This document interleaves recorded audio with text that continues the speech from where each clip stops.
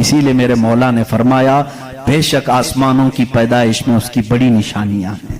اب میرے عزیزو آؤ، تمہیں اپنے گھر کی چھت ڈالنے کے لیے کتنے دن لگتے ہیں، کتنے ورکر لگتے ہیں، کتنے مزدور لگتے ہیں، کیا کیا اس کے لیے سامان لگتے ہیں، یہ سب تمہیں معلوم ہے جنہوں نے چھتیں ڈالی۔ اب اتنی بڑی چھت جس نے قائم کی ہے، جس میں لاکھوں گنا بڑا زمین سے سورج بھی ہے، چاند بھی ہے، گیلیکسی کے اور سٹارز ہیں، وہ خدا فرما رہا ہے آسمان کو، زمین کو کس طرح سے اس نے بنایا۔ قرآن میں ہے صرف 6 دن میں ان دونوں کی پیدائش ہوئی، اس سے بھی بلکہ اللہ تعالیٰ فرماتا وَجَعَلَ الْأَرْضَ فِي يَوْمَيْنِ، اللہ نے زمین کو 2 دن میں پیدا فرمایا، آسمان کو، اور اس میں جتنی سجاوٹ ہے، سجاوٹ کیا ہے؟ یہ پورے سمندر کو رب فرما رہا ہے وہ زمین کی زینت ہے، جتنے درخت ہیں وہ زمین کی زینت ہیں، اور آسمان کی زینت کیا ہے؟ چاند ہے، سورج ہے، ستارے ہیں، یہ سب 4 دن میں بنے، کل 6 دن میں ان کی پیدائش ہوئی ہے، کل 6 دن میں ان کی پیدائش ہوئی ہے۔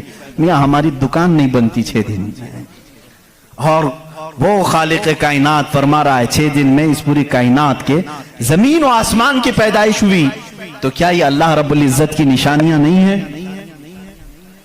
غور و فکر، تدبر۔ میں اگر سنی ہوئی باتوں پر یقین نہیں آتا کچھ لوگوں کو، کیونکہ وہ سائنس کے ماحول میں آج جی رہے ہیں، وہ ہر بات سائنس کی یقین کے ساتھ مان لیتے ہیں، میں ان سے ہی کہتا ہوں اپنے سائنسدان آقاؤں سے پوچھیں کہ اس زمین کا حجم کتنا بڑا ہے، آخر یہ ٹھہری کیسے ہے اتنے دن تک، یا اب تک قائم کیسے ہے، یہ ہلتی کیوں نہیں ہے؟ اچھا، اس کے بعد رب تعالیٰ فرماتا ہے ہم نے اس زمین کو پانی پر بچھایا ہے۔ اے اللہ تیرے عجائب قدرت عجیب در عجیب ہیں، کتنے عجیب ہیں۔ آپ سے میں کہتا ہوں حوض میں یا مسجد کا بھی حوض ہے، جاؤ ایک چادر اس کے اوپر بچھاؤ، ٹاول لے کر کے بچھاؤ، کتنی دیر تک وہ پانی پر کھڑا رہے گا؟ ٹاول، چادر، اس کی موٹائی کتنی ہے؟ بہت پتلی سی ہے، وہ میں آئے گی، لیکن وہ آپ کے اس پانی پر ٹھہر نہیں سکتی۔ اگر آپ کہیں موٹی چیز میں بچھاؤں، موٹی چیز بچھا کر کے دکھاؤ کتنی دیر وہ رک سکے گی؟ نہیں رک سکے گی۔ اور یہ اللہ نے قرآن میں فرمایا ہم نے پانی پر زمین کو بچھایا، اور اس کا انکار سائنس بھی نہیں کر رہی ہے، سائنس بھی یہی کہتی ہے زمین کو جتنی جگہ سے کھودا جائے پانی ہی ہے۔ ہم بھی تو بورول جو نکالتے ہیں زمین کو کھودنے کے بعد پانی آتا ہے۔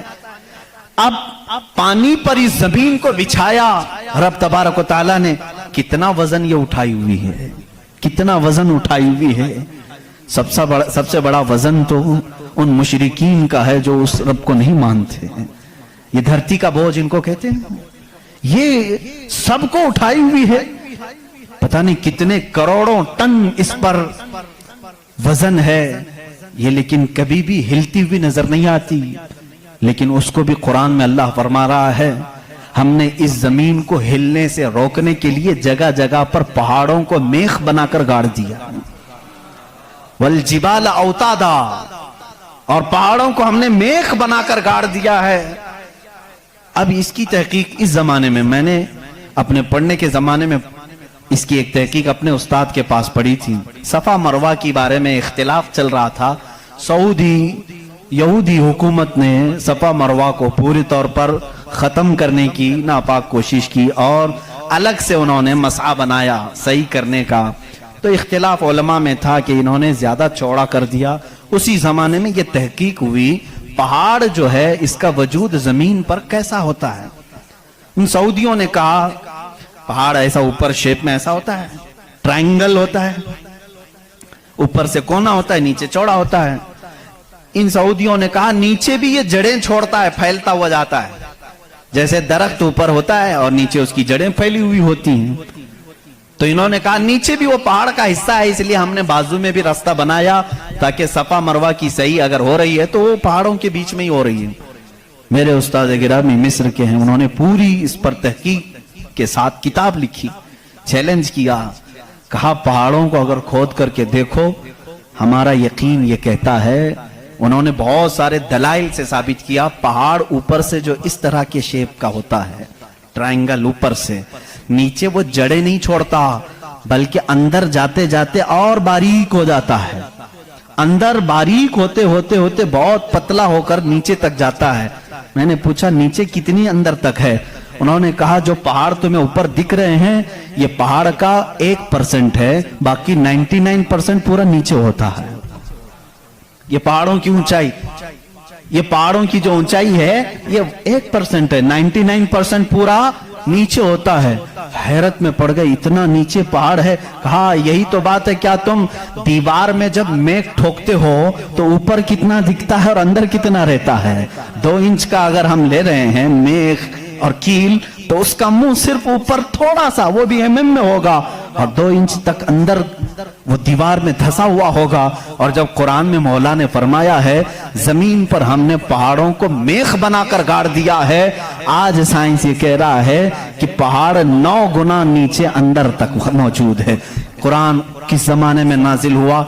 एस्ट्रोनॉमी नहीं थी, एस्ट्रोलॉजी नहीं थी, जमीन के ये जियोफिजिक नहीं थे, आला जात नहीं थे, तहकीक के लिए माइक्रोस्कोप, टेलीस्कोप कुछ नहीं था। उस जमाने में कुरान जमीन के अंदर की बात बता रहा है।